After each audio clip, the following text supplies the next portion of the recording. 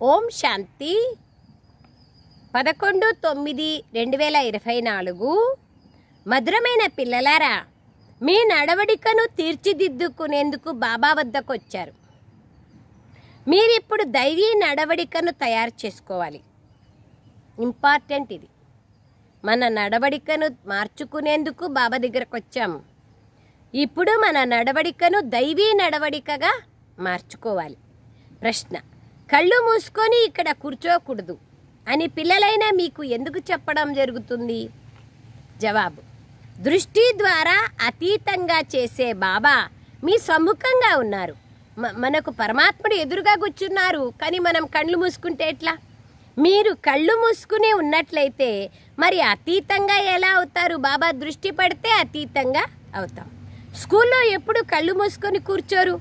కళ్ళు మూసుకొని ఉన్నట్లయితే బద్ధకం వచ్చేస్తుంది, నిద్ర వచ్చేస్తుంది, సోమర్తనం వచ్చేస్తుంది. పిల్లలైన మీరు స్కూల్లో చదువుకుంటున్నారు. యా స్కూల్ ఇది?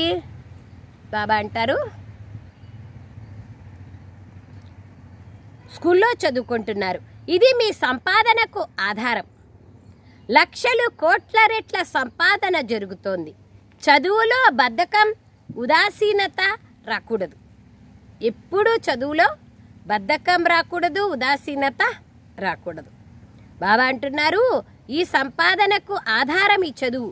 లక్షల కోట్ల రెట్ల సంపాదన ఈ చదువు ద్వారా జరుగుతుంది. ఇది రియలైజేషన్ అయిపోతే ఇంకా చదువుని వదలమన్నా వదలం. ఓం శాంతి. మధురాతి మధురమైన ఆత్మిక పిల్లలకు బాబా అర్థం చేయిస్తున్నారు. ఆత్మిక తండ్రి పరంధామం నుండి వచ్చి మనల్ని చదివిస్తున్నారని మీకు తెలుసు. ఆయన ఏం చదివిస్తున్నారు? తండ్రితో యోగాన్ని జోడించడం ఆత్మకు నేర్పిస్తున్నారు.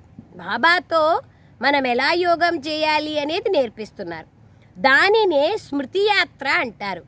తండ్రిని స్మృతి చేస్తూ చేస్తూ మధురమైన ఆత్మిక పిల్లలైన మీరు పవిత్రంగా అయ్యి మన పవిత్ర శాంతిధామంలోకి వెళ్ళిపోతారు.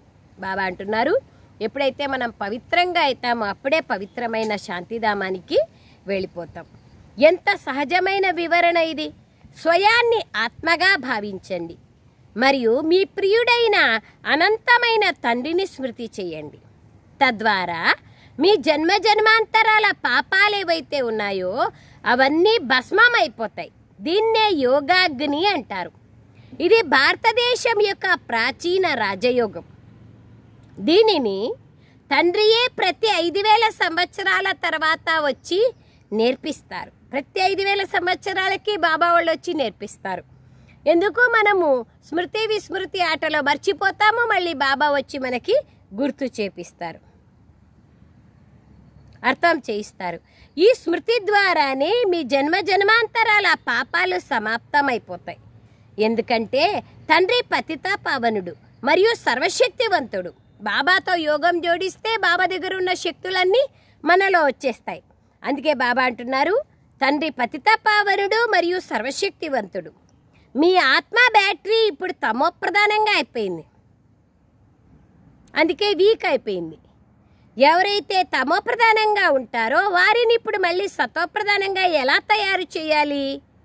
తద్వారా మీరు సతోప్రధానమైన ప్రపంచంలోకి, శాంతిధామమైన ఇంట్లోకి వెళ్ళగలుగుతారు. పవిత్రంగా అయినప్పుడే వెళ్ళగలుగుతాం కదా. పవిత్రంగా కాకుంటే పవిత్రమైన ప్రపంచానికి వెళ్ళడానికి వీలు లేదు.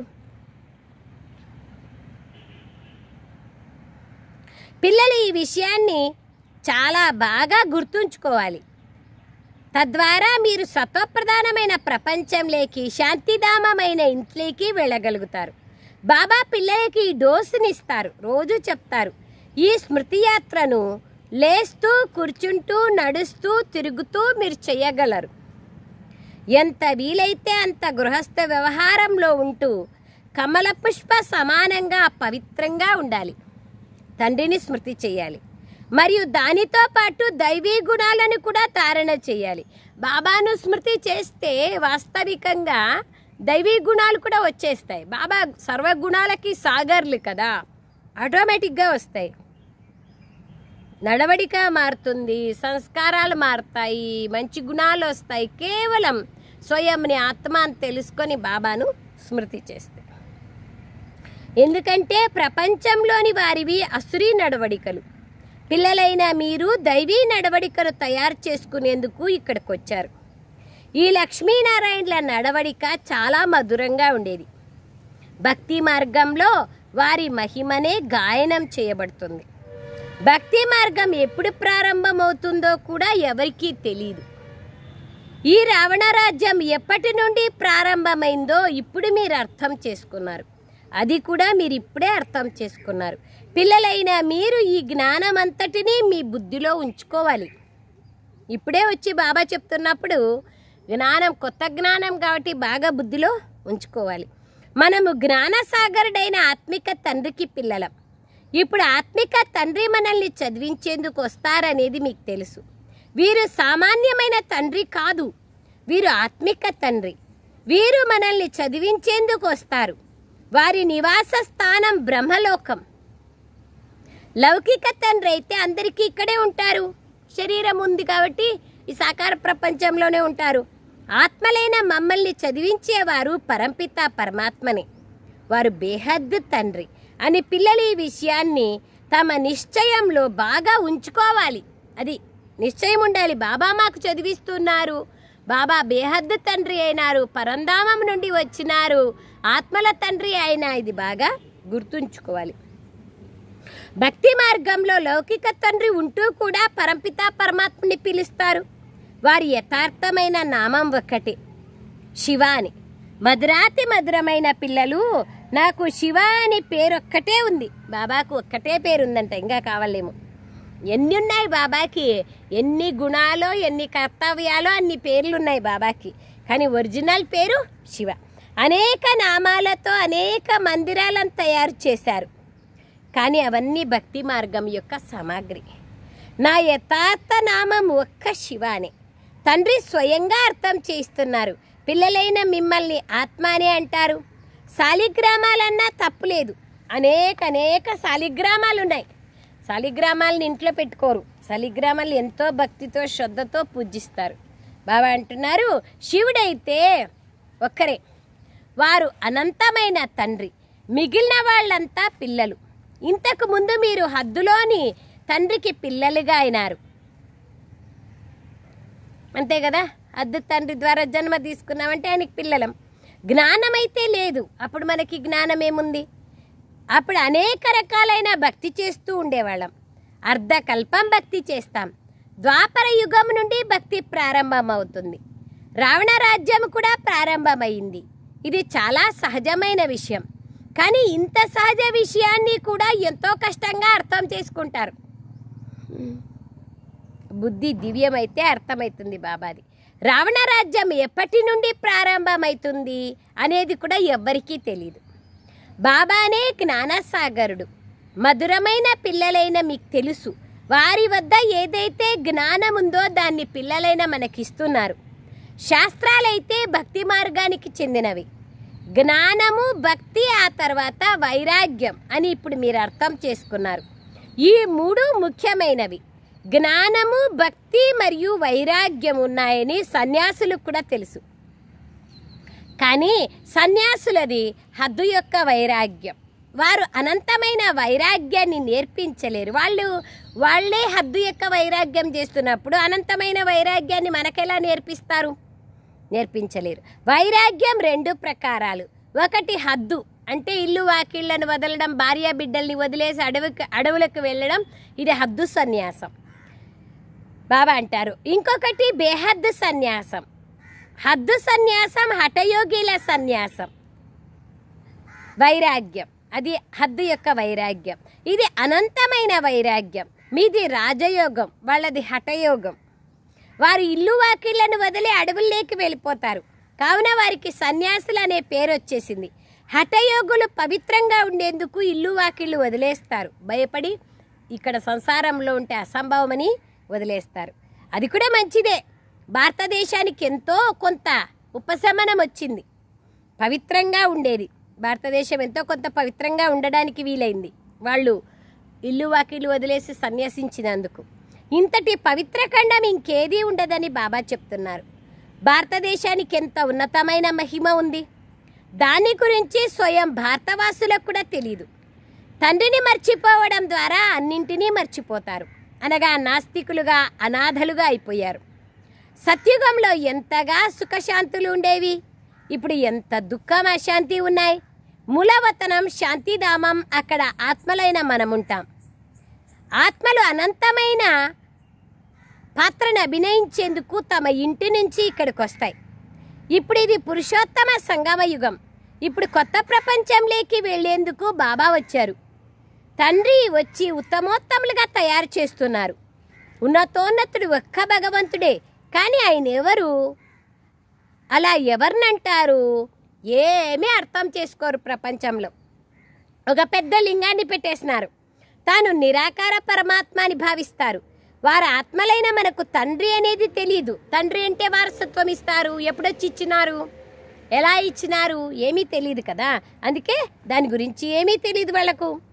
కేవలం పూజ చేస్తారు. ఎల్లప్పుడూ శివబాబా అనే అంటారు. నిరాకార పరమాత్మని భావిస్తారు. కానీ రుద్రబాబా, బబుల్నాథ్ బాబా అనరు. శివబాబా బాబా అంటున్నారు. శివబాబా స్మృతిలో ఉన్నారా, వారసత్వం గుర్తుందా అని మీరు రాస్తారు కూడా. శివబాబాను స్మృతి చేసినట్లయితే పాపాలు భస్మమైపోతాయి.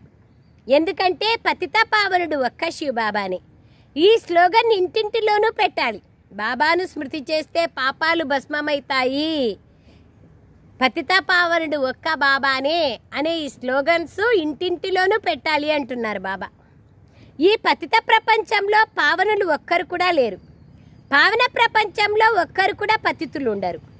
శాస్త్రాల్లో అయితే అన్ని చోట్ల పతితులు చూపించినారు, పావనులను చూపించినారు. సత్యుగంలో కూడా, సత్య త్రేతాయుగాల్లో కూడా, అంటే రామరాజ్యంలో కూడా రావణ్ణి చూపించినారు పతితుడిని. కృష్ణుడి రాజ్యంలో కూడా కంసుడిని, జరాసంధుడిని చూపించినారు పతితుల్ని.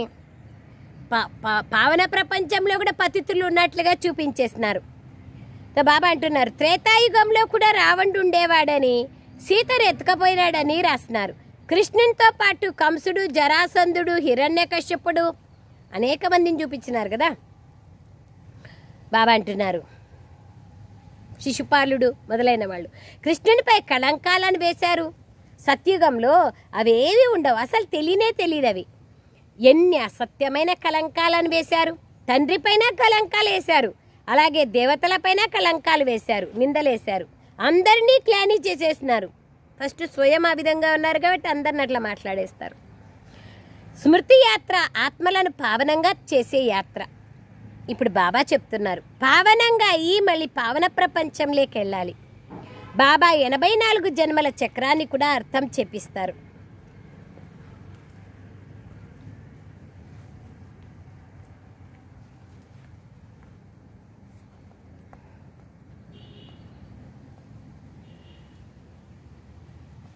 ఇప్పుడు ఇది మీ అంతిమ జన్మ. మళ్ళీ ఇంటికి వెళ్ళాలి. ఇంట్లోకి శరీరం అయితే వెళ్ళదు. పరంధామానికి శరీరంతో సహా ఎట్లా వెళ్తామో అది ఆత్మల ఇల్లు అయితే. ఆత్మలందరూ ఇంటికి వెళ్ళాలి. కావున మధురాతి మధురమైన ఆత్మిక పిల్లలు స్వయాన్ని ఆత్మగా భావిస్తూ కూర్చోండే కానీ దేహంగా భావించకండి. ఇతర సత్సంగాలలో మీరు దేహాభిమానులుగా కూర్చుంటారు. ఇక్కడ దేహీ అభిమానులుగా కూర్చోండని బాబా చెప్తున్నారు. నాలో ఏ విధంగా ఈ సంస్కారాలు ఉన్నాయో, నేను ఏ విధంగా జ్ఞానసాగరుణ్ణో, అలాగే పిల్లలైన మిమ్మల్ని కూడా తయారు చేయాలి. మీరు తయారు కావాలి. అనంతమైన తండ్రి మరియు హద్దు యొక్క తండ్రి తేడా కూడా తెలియచేస్తారు. అనంతమైన తండ్రి కూర్చొని మీకు మొత్తం జ్ఞానమంతటినీ అర్థం చేయిస్తున్నారు. ఇంతకుముందు అది మీకు తెలియదు. ఇప్పుడు సృష్టి చక్రం ఎలా తిరుగుతోందో దాని ఆది మధ్యాంతాలు మరియు చక్రం యొక్క ఆయుష్ ఎంతో అన్నీ తెలియచేసినారు బాబా. భక్తి మార్గంలో కల్పమాయుష్ని లక్షల సంవత్సరాలని విని ఘోర అంధకారంలో మునిగిపోయినారు. వాళ్ళు ఇంకా కిందికి దిగజారుతూనే వచ్చినారు. ఎంతగా మేము భక్తి చేస్తామో అంతగా తండ్రిని కిందికి తీసుకొచ్చాం. బాబా వచ్చి మనల్ని పావనంగా తయారు చేస్తున్నారు. తండ్రిని కూడా కిందికి తీసుకొచ్చినారు. మనం కిందికి వచ్చేది గాక, తమోప్రధానం అయ్యేది గాక, బాబాని కూడా కిందికి తీసుకొచ్చినారు. అంతటా ఉన్నారని అన్నీ చెప్తారు. ఎందుకంటే పతితులుగా చాలా దుఃఖీలుగా అయిపోయినారు. కావున మేము తండ్రిని పిలుస్తున్నాము అంటారు. పూర్తిగా దుఃఖితులుగా తమోప్రధానులుగా అయిపోయారని బాబా కూడా గమనిస్తారు. తన పిల్లలు అయిపోతే బాబాకు కూడా తెలుస్తుంది కదా. 5000 సంవత్సరాలు పూర్తి అయిపోయాయి. అప్పుడు వారు మళ్ళీ వస్తారు. ఈ చదువు ఈ పాత ప్రపంచం కోసం కాదు. మీ ఆత్మ దీన్ని ధారణ చేసి తనతో పాటు తీసుకెళ్తుంది. ఏ విధంగా నేను జ్ఞాన సాగరుణ్ణో అలా మీరు కూడా జ్ఞాన నదులు. ఈ జ్ఞానం ఈ ప్రపంచం కోసం కాదు. ఇది చిచి ప్రపంచం, ఇది చిచి శరీరం. దీన్నిక వదిలేయాలి. శరీరం అయితే ఇక్కడ పవిత్రంగా కాలేదు. నేను ఆత్మల తండ్రిని. ఆత్మలనే పవిత్రంగా తయారు చేసేందుకు వచ్చాను. ఈ విషయాలను మనుషులు ఏమాత్రమూ అర్థం చేసుకోరు. పూర్తిగా రాతి బుద్ధి కలవారిగా పతితులుగా ఉన్నారు. కావుననే ఓ పతిత పావన తండ్రి రా అని గాయనం చేస్తారు.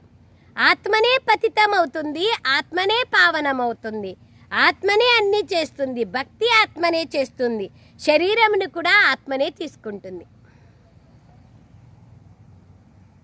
నేను ఆత్మలైన మిమ్మల్ని తీసుకెళ్లేందుకు వచ్చాను. బేహద్ తండ్రి అయిన నేను ఆత్మలైన మీరు పిలవడంతోనే వచ్చినాను. మీరు రాపా అని పిలిచినారు కాబట్టి నేను వచ్చినాను. మీరు ఎంతగా పిలిచారు.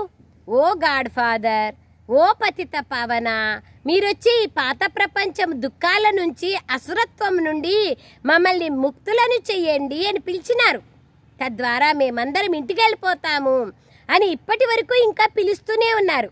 మన ఇల్లు ఎక్కడుందో, ఇంటికి ఎలా వెళ్తామో, ఎప్పుడు వెళ్తామో, ఎవరు తీసుకెళ్తారో ఏమీ తెలీదు. ముక్తిలోకి వెళ్ళేందుకు ఎంతగా కష్టపడుతూ ఉంటారు. ఎందరు గురువులను ఆశ్రయించినారు. జన్మ జన్మాంతరాలుగా ఇలా కష్టపడుతూనే వచ్చినారు. ఆ గురువులకు జీవన్ముక్తి సుఖాలను గురించి తెలియనే తెలీదు. వారు ముక్తిని కోరుకుంటారు. విశ్వంలో శాంతి ఎలా ఏర్పడుతుందని కూడా అంటారు. సన్యాసులకు కూడా ముక్తి గురించే తెలుసు. వారికి జీవన్ముక్తి గురించి తెలియదు. కానీ ముక్తి జీవన్ముక్తులనే ఈ 2 వారసత్వాలు బాబానే ఇచ్చారు. మీరెప్పుడైతే జీవన్ముక్తిలో ఉంటారో, సత్యుగంలో ఉంటామో, మిగిలిన వాళ్ళంతా ముక్తిధామంలో ఉంటారు. ఇప్పుడు పిల్లలైన మీరు ఈ విధంగా అయ్యేందుకు జ్ఞానం తీసుకుంటున్నారు. మీరే అందరికన్నా ఎక్కువగా సుఖాన్ని చూశారు. సత్యుగం ప్రారంభంలో వస్తాం కాబట్టి మనమే సుఖాన్ని చూస్తాం. మళ్ళీ మీరే అందరికన్నా ఎక్కువ దుఃఖాన్ని కూడా చూశారు. ఆది సనాతన దేవీ దేవతా ధర్మం వారైన మీరు మళ్ళీ ధర్మభ్రష్టులుగా, కర్మభ్రష్టులుగా అయిపోయారు. మీరు పవిత్ర ప్రవృత్తి మార్గం వారిగా ఉండేవారు. ఈ లక్ష్మీనారాయణులు పవిత్ర ప్రవృత్తి మార్గానికి చెందినవారు. ఇల్లు వాకిళ్లను వదిలేయడం సన్యాసుల ధర్మం. సన్యాసులు కూడా మొదట బాగుండేవారు. మీరు కూడా మొదట చాలా బాగుండేవాళ్ళు. సత్యుగం ప్రారంభంలో సన్యాసులు ద్వాపరయుగ ప్రారంభంలో. ఇప్పుడు తమోప్రధానంగా అయిపోయారు. ఇదంతా డ్రామా ఆట. ఈ చదువు కొత్త ప్రపంచం కోసం చదువుకునే చదువు అని బాబా అర్థం చేయిస్తున్నారు. పతిత శరీరం పతిత ప్రపంచంలో డ్రామా అనుసారంగా మనం మళ్ళీ 5000 సంవత్సరాల తర్వాత రావాల్సే పడుతుంది. కల్పానికి లక్షల సంవత్సరాలు చూపించినారు. అది తప్పు. అలాగే నేను సర్వవ్యాపిని కాదు. ఇలా మీరు నన్ను గ్లాని చేస్తూ వచ్చినారు. అయినా కానీ నేను మీ పైన ఎంత ఉపకారం చేస్తాను చూసినారా. ఎన్ని మనము బాబాని నిందించినా మళ్ళా బాబా మనకు ఉపకారం చేస్తారు. శివ బాబాని ఎంత గ్లాని చేశారు, అంతగా ఇంకెవరిని చేయలేదు. తెలియక చేసినారు బాబా. ఏ తండ్రి అయితే మిమ్మల్ని విశ్వాధిపతులుగా తయారు చేస్తారో వారి గురించి మీరు సర్వవ్యాపి అనేసినారు. ఎప్పుడైతే గ్లాని కూడా హద్దు మీరిపోతుందో అప్పుడు నేను వచ్చి ఉపకారం చేస్తాను. ఇది పురుషోత్తమ సంగమ యుగం, కళ్యాణకారి యుగం. ఈ సమయంలో మిమ్మల్ని పవిత్రంగా తయారు చేసేందుకు నేను వస్తాను. పావనంగా తయారు చేసే ఎంతటి సహజమైన ఉపాయాన్ని బాబా తెలియచేస్తున్నారు. ఏం ఉపాయం? ఒకటే ఉపాయం. మిమ్మల్ని మీరు ఆత్మ అని తెలుసుకొని నన్ను జ్ఞాపకం చేసుకోండి. ఇంతే.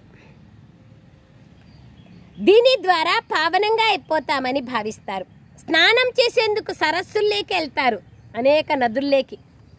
ఎన్ని భక్తి మార్గంలో దెబ్బలు తింటా వచ్చినారు. దాని ద్వారా పావనం అయిపోతామని భావిస్తారు. ఆ నీళ్ళెక్కడా? బాబా స్మృతి యొక్క నీళ్ళెక్కడా? జ్ఞానామృతం ఎక్కడా?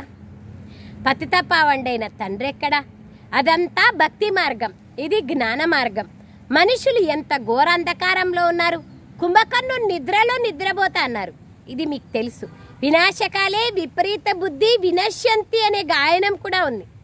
ఇప్పుడు నంబర్ వార్ పురుషార్థానుసారంగా మీకు ప్రీతి బుద్ధి ఏర్పడింది. అది పూర్తిగా లేదు, ఎందుకంటే మాయ గడియ గడియ మరిపించేస్తోంది. ఇది పంచవికారాల యుద్ధం.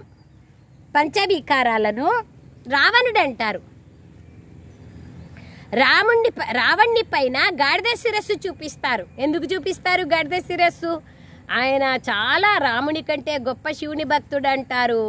ఆయన కింద పంచతత్వాలు దాసీగా ఉన్నాయంటారు.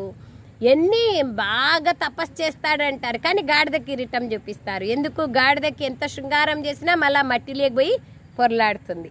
అది మనుషులు కూడా మందబుద్ధి కలవారిగా అయిపోతారు. గాడిదకు తన్నులు తెలివైన వానికి సైగా సరిపోతుంది అని కూడా అంటారు. మీరు సైగ చేయగానే అర్థం చేసుకునేవారు. వా ఏమంటున్నారు? సైగతోనే అర్థం చేసుకునేవారు మీరు. మాటలతో కూడా చెప్పించుకునేవాళ్ళు కాదు. దేవతలు కదా, మాటలతో చెప్పించుకునేవాళ్ళు మానవులు. ఇంకా చెప్పినా వినని వాళ్ళు ఇంకంతే. స్కూల్లో ఎప్పుడూ కళ్ళు మూసుకొని కూర్చోవడం జరగదు. ఈ విషయాన్ని కూడా బాబా అర్థం చేయించారు. భక్తి మార్గంలో వారు భగవంతుని స్మృతి చేసేందుకు కళ్ళు మూసుకొని కూర్చోండి అని శిక్షణ ఇస్తారు. అని నిద్రపోతారు ఆరాంగా కూర్చొని. ఇక్కడ ఇది స్కూలు. దృష్టి ద్వారా అతీతంగా చేస్తారని కూడా ఉంది. నజర్ సే నిహాల్ కర్నే వాలా కింద స్వామి సద్గురు అని గాయనం ఉంది. దీన్ని ఇంద్రజాలం అంటారు. ఇంద్రజాలం అని వాళ్ళు అంటారు. అరే ఆ గాయనం కూడా ఉంది కదా, దృష్టితోనే పరివర్తన అవుతారని. దేవతలు కూడా దృష్టి ద్వారానే అతీతంగా అయిపోయారు. దృష్టి ద్వారా మనుష్యులను దేవతలుగా తయారు చేసేవాడు మరి ఇంద్రజాలకుడే కదా. తండ్రి కూర్చొని బ్యాటరీ ఛార్జ్ చేస్తుంటే మరి పిల్లలు కళ్ళు మూసుకొని కూర్చుంటే దాన్ని ఏమంటారు? స్కూల్లో కళ్ళు మూసుకొని కూర్చోరు కదా.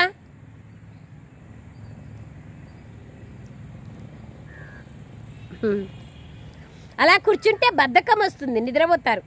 వాళ్ళు ఎప్పుడూ ఆవలించరు. పిల్లలు ఎవరైనా ఆవలిస్తారా? స్కూల్లో స్టూడెంట్లు. చదువు సంపాదనకు ఆధారం. లక్షలు కోట్ల రెట్ల సంపాదన జరుగుతుంది. ఇక్కడ ఆత్మలను పరివర్తన చేస్తారు. ఇక్కడ ఈ లక్ష్యం ఉంది. వారి రాజధానిని చూడాలంటే దిల్వాడా మందిరంలోకి వెళ్ళండి. అది జడమైనది, ఇది చైతన్యమైన దిల్వాడా మందిరం.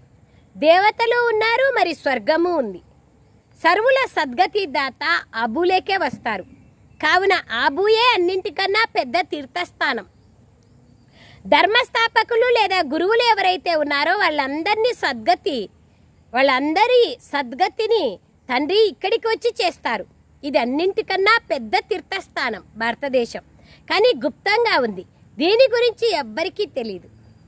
అచ్చా मीठे मीठे सिखलादे बच्चों प्रति मात पिता बाप दादा का याद प्यार और गुड मॉर्निंग।